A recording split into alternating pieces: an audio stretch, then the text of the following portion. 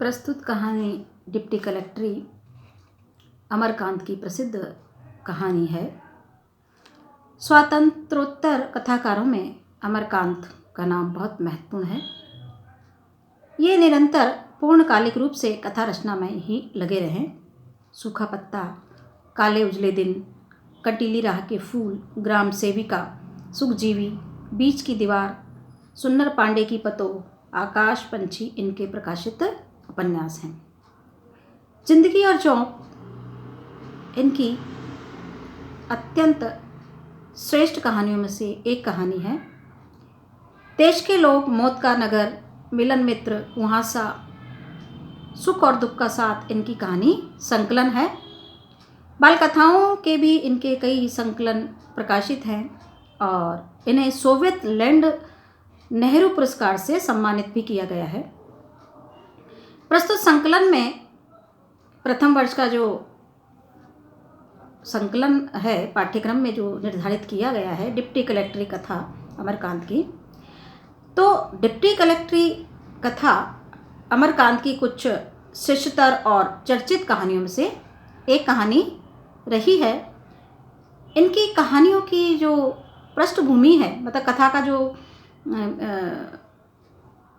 आधार होता है, पृष्ठभूमि है, वो सहज मानवीय और यथार्थवादी संवेदना पर आधारित है। मतलब अमरकांत की जो कहानियाँ हैं वो अधिकांशतः सहज, सरल, मानवीय और यथार्थवादी संवेदना पर आधारित है। प्रस्तुत कथा भी इसी प्रकार की कहानी है।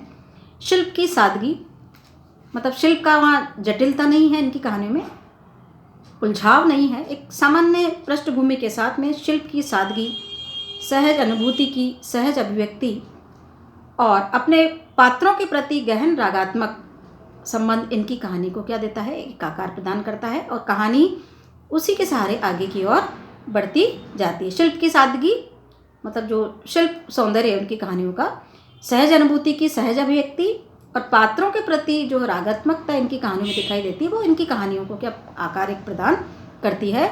मध्यवर्गीय समाज की विशेषताओं, प्रवंचनाओं और पाखंड का मर्मस्पर्शी चित्रण इनकी कहानियों में मिलता है। डिप्टी कलेक्ट्री कहानी भी इनकी कहानियों की ये सामान्य विशेषताएं मौजूद है। डिप्टी कलेक्ट्री इसी प्रकार की कहानी है जिसमें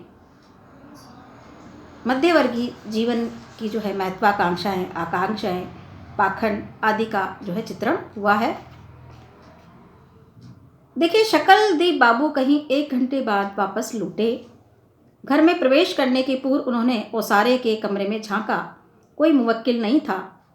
शकलदीप बाबू इसकी पात्र हैं और मुहर्रिर साहब भी गायब थे। वह भीतर चले गए और अपने कमरे के सामने ओसारे में खड़े होकर बंदर की भांति मलक मलक कर उन्होंने रसोई घर की ओर देखा।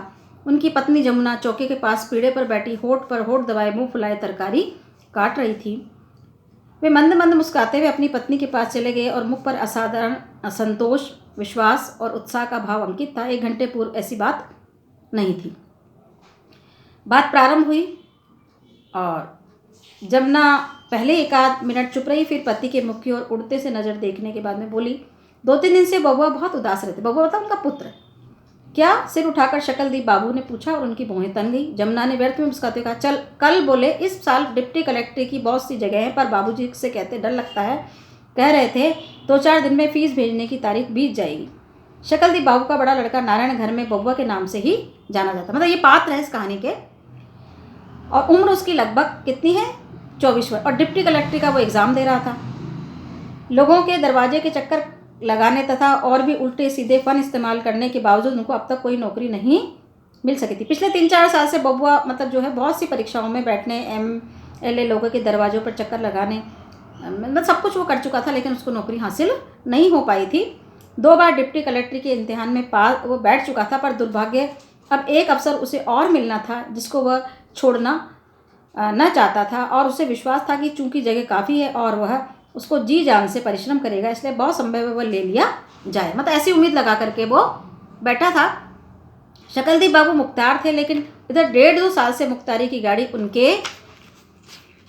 उनके जो है चलाए ना चलती थी।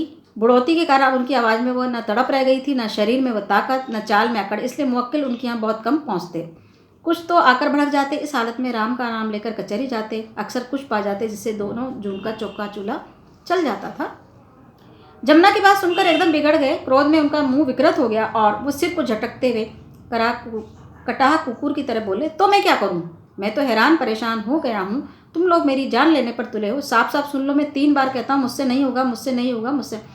मतलब वो फीस भरने में असमर्थ पा रहे थे कि भाई इतनी बार बच्चा लड़का जो है एग्ज़ाम दे चुका है, लेकिन अभी तक वो पास नहीं हो रहा है और उसी की जिद लगाए बैठा है। जबकि उनकी स्थिति ऐसी नहीं थी कि वो बार बार खर्चों को, मतलब आर्थिक स्थिति ठीक ज़्यादा नहीं थी। जमुना कुछ न बोली क्योंकि वह जानती थी कि पति का क्रोध करना स्वाभाविक है। शकलदीप बाबू एक दो क्षण चुप रहे, फिर दाएं हाथ को ऊपर नीचे नचाते बोले, फिर इसकी गारंटी क्या है कि इस दफे बाबू साहब लिए जाएंगे? मामूली एजी ऑफिस की क्लर्की में तो पूछे नहीं गए, डिप्टी कलेक्ट्री में कौन पूछेगा? मतलब व्यंग्य से वो कह रहे हैं कि भाई एक सामान्य से परीक्षा तो पास नहीं कर पाए, फिर डिप्टी कलेक्ट्री में कैसे पास हो जाएंगे जो बार बार उनकी फीस जो है भरते रहें? आप में क्या खूबी है साहब कि आप डिप्टी कलेक्ट्री हो जाएंगे? 3rd क्लास BA आप हैं, 24 घंटे मटर गश्ती आप करते हैं। मतलब अपने पुत्र के लिए वो कह रहे हैं। दिन रात सिगरेट आप फूंकते हैं, आप में कौन से सुरखाब के पड़ लगे हैं? बड़े बड़े बह गए, गधा पूछे कितने पानी। फिर करम की बात है भाई, समझ लो तुम्हारे कर्म में नौकरी लिखी ही नहीं है। मतलब जो प्रयास तुम बार बार लगातार कर रहे हो सकता है तुम्हारी किस्मत में वो नौकरी हो ही नहीं। अरे हाँ, अभी सभी कुकुर काशी सेवेंगे तो हंडिया कौन चाटेगा? और डिप्टी कलेक्ट्री, सच पूछो तो डिप्टी कलेक्ट्री नाम से ही मुझे अब घृणा हो गई है और होठ भी चक गया।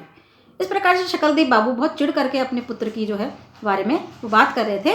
तो डिप्टी कलेक्ट्री उनकी जो है, उनका जो पुत्र है वो महत्वाकांक्षाएं पाले हुए है कि निश्चित रूप से वो डिप्टी कलेक्टर बन जाएगा, जबकि एक सामान्य सा परीक्षा भी वो पास नहीं कर पाया था।